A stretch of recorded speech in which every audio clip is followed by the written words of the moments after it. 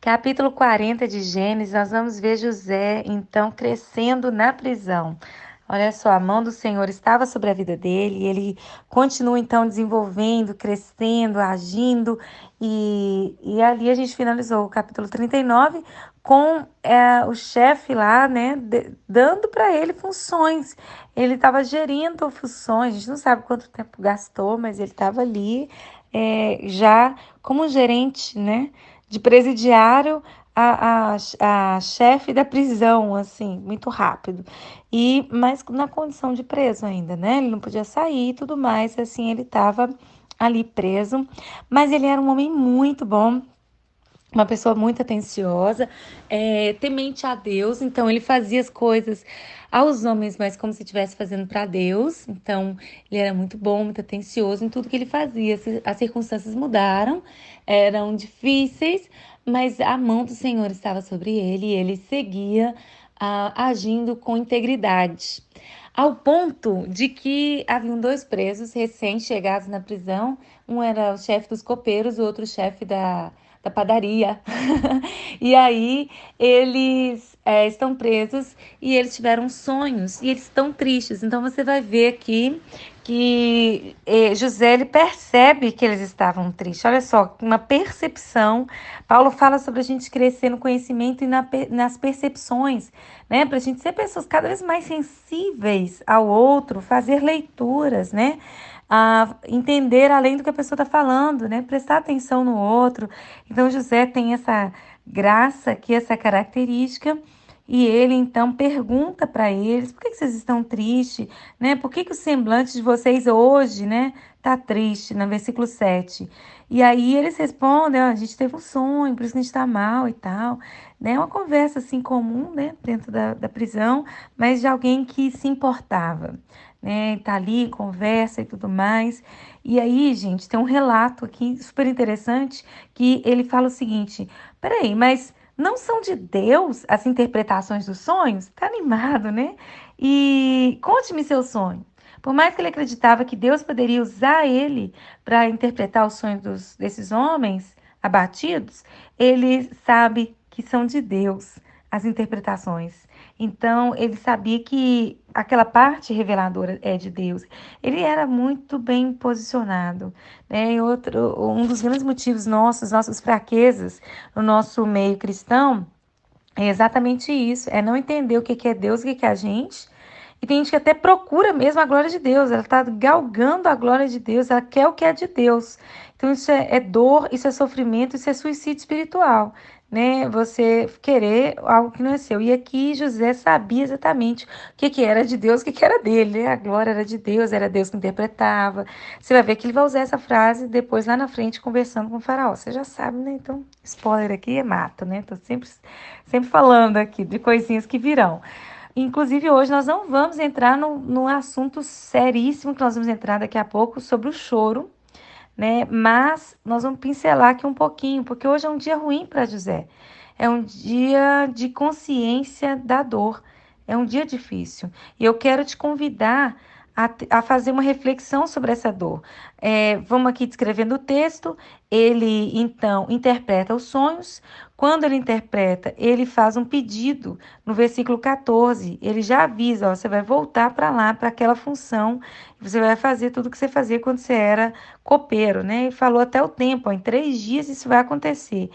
Aí ele é muito gentil, né? Olha como ele fala: olha, quando tudo estiver indo bem com você, assim, não precisa chegar já de cara falando com o faraó, não, né? Mas dando tudo certo lá, você resolveu, tá tudo bem com sua família, resolveu. Lembre-se de mim e seja bondoso para comigo. E fala de mim para o faraó, né? Ele expôs. Aí, gente, tudo bem, a gente vai lá para o final, no versículo 23, e fala: ó, o chefe do copeiro, porém, não se lembrou de José, ao contrário, esqueceu-se dele. Nós não vamos tratar sobre isso aqui agora, né? Ele foi esquecido.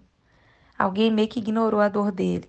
Eu quero agora trazer para você que, mesmo ele tendo a bênção do Senhor sobre a vida dele, José ainda tinha algumas questões. Ele tinha dores, ele ainda tinha situações difíceis. Quem te diz isso, Cris? Quem tá te falando essas coisas? Aqui, ó. Ele vai narrar, ele vai explicar. E no versículo 14 ele fala: lembre-se de mim, seja bondoso comigo, fale de mim ao faraó. E ele pede: tire-me dessa prisão.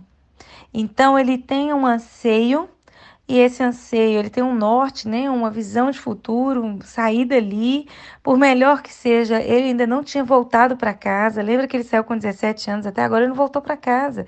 Ele foi lá ver os irmãos dele, né, e naquela ingenuidade de tentar, né, apaziguar tudo, contar para o pai o que os meninos estavam fazendo. Ele sai, vai para o poço, do poço ele é vendido, vai para a casa de Potifar, sofre a questão do abuso, né? E aí ele vai para a prisão injustamente, e é exatamente isso que ele relata. Essa dor é vigente, essa dor é legítima e ela ainda está acontecendo no coração dele.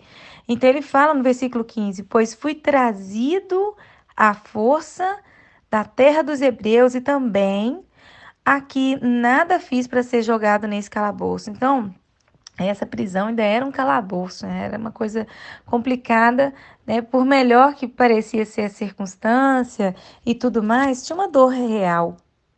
Então, gente, eu quero trazer aqui para vocês a importância da dor. A dor, ela não é para a gente fingir que ela não existe, sabe? A dor não é para a gente dançar sobre a dor. Eu sei que existem músicas, eu vou dançar sobre a minha dor.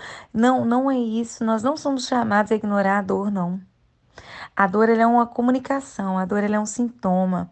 A dor ela vem dizer que tem algo errado. A dor ela traz um comunicado. E às vezes você tem sentido dores físicas, que são situações ocorridas em função da sua dor interior. Existem situações em que sua alma ela é tão conectada com o seu corpo, né? Glória a Deus, e a sua alma, ela está sofrendo tanto, chega um ponto que existem as doenças psicossomáticas. Elas vão sendo formadas, a dor da sua alma vai sendo transmitida aos seus órgãos e o seu corpo adoece. Provérbios, nós vamos ter vários versículos que são base bíblicas para doenças psicossomáticas. E nós vamos ver que até mesmo câncer e doenças muito graves, muitas delas não são de informações genéticas e nem por questões meramente biológicas. Nós vamos ver que também tem algumas atribuições ali de outras doenças emocionais que vieram antes. Então, é muito importante você não ignorar a sua dor. Engolir o choro não resolve. Fazer silêncio, fingir aquela cara de paisagem não resolve. É melhor você realmente dar um tempo a você e parar, escrever, anotar, orar, conversar e resolver essas questões junto a Deus, do que você fingir que não está acontecendo nada, que aquilo não te ofendeu, sabe? Quem vive de mentira é o diabo, gente. A gente não pode viver de mentira, não, sabe? A gente precisa andar na luz. Eu sei que existem circunstâncias, né, difíceis, assim, que às vezes você vai querer dar importância, você vai querer resolver, você sente o Espírito Santo chamando para resolver uma situação, e aí você vai para resolver, às vezes você não encontra estruturas. Eu quero te dizer, existe ajuda. Existe ajuda. A palavra de Deus, ela é um livro que é um manual perfeito. E com a ajuda do Espírito Santo, você pode ler coisas muito claras, específicas, que vão ser respostas para a sua vida. E eu também quero te dizer que, assim como nós temos a necessidade de nos relacionarmos e a questão de serem dois é melhor do que um, a questão do casamento é um relacionamento extremamente importante para a vida. Não é uma regra, né, uma lei que todos têm que se casar, mas é uma coisa muito importante. As amizades também são muito importantes, são preciosidades de Deus. Ter amigos é um presente de Deus. Você precisa entender isso. O inimigo não vai te querer te dar amizade, ele não quer te dar amigos, sabe? Amizade mesmo é um presente de Deus. E cultive essas amizades, sabe? Valorize isso para que você tenha realmente pessoas que você possa chegar e falar: olha, eu estou incomodada com isso, ora comigo.